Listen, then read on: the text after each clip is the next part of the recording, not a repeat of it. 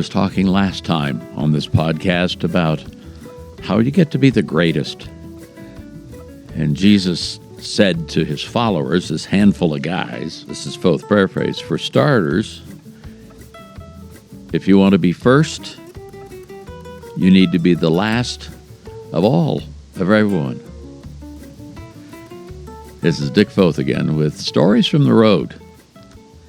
Continuing in that little exchange that Jesus of Nazareth had with his 12 followers, it was toward the end of his earthly life, and he was on the road heading toward Jerusalem. He's up by the Sea of Galilee, and he says this: anyone who wants to be first must be the very last, or last of all, and the servant of all. So he initiates the thought with, you need to be last of all, and then follows it up with sort of a 1-2 punch and says, and be the servant of all. And I think to myself, what's that about?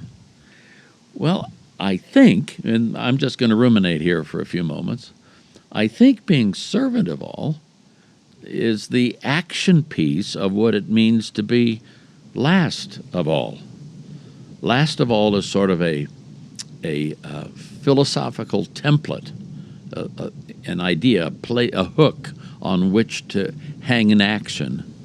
And the action is to serve. Some years back, when I had a friend who was leading the Navy, he had just become what they call Chief of Naval Operations, and I was a bit in awe because I'd go to the Pentagon and he was there. His name was Vern Clark, and still is Vern Clark, and he was leading an enterprise with hundreds of thousands of military and civilian folks in his charge, and a $120 billion budget a year. I mean, it's this huge thing.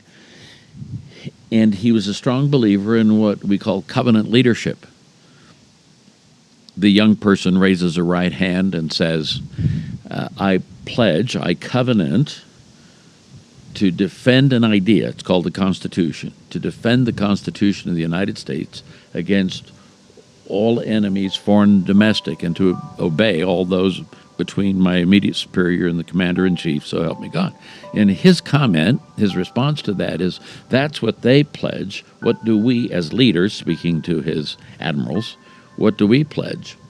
And when I asked him to, quote, unpack that for me, end quote, he said, I want our young people to know that the U.S. Navy is not just there to cut a fine silhouette on the horizon, but that if they have covenanted to do that thing, defend that idea, that we will give them the very best training, we will give them the very best equipment, and we will teach them that to serve is a noble thing. To serve is a noble thing.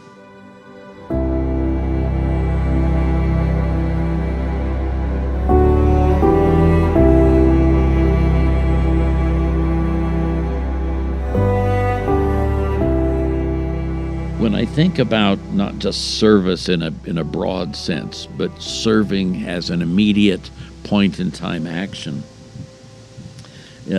one question always comes to mind. I have two questions that are sort of bookends oftentimes in relationships that I have. The first one, you've heard me talk about this before, is where were you born or brought up? That's an easy, non-threatening question. Even if you were brought up in difficult circumstances, we understand what that is, not a trick question. But the second question along the way in any relationship, I think, that's going to work is, anything I can do for you? Anything I can do for you? Now, here are Jesus' words echoing in the background here, where he's saying, if you want to be first, you must be servant of all. Not just the people you like, not just the folks who can give you something back, not just the folks who can give you money or time or access or approach to power, but servant of all. I mean, this thought, anything I can do for you, really guarantees three things in my mind. There may be more, but it would guarantee you this. If you serve authentically, if you really serve, you're not just using it as a ploy, I would submit that your life will always have meaning. I also submit that you will always have friends. And finally, you'll never be out of work.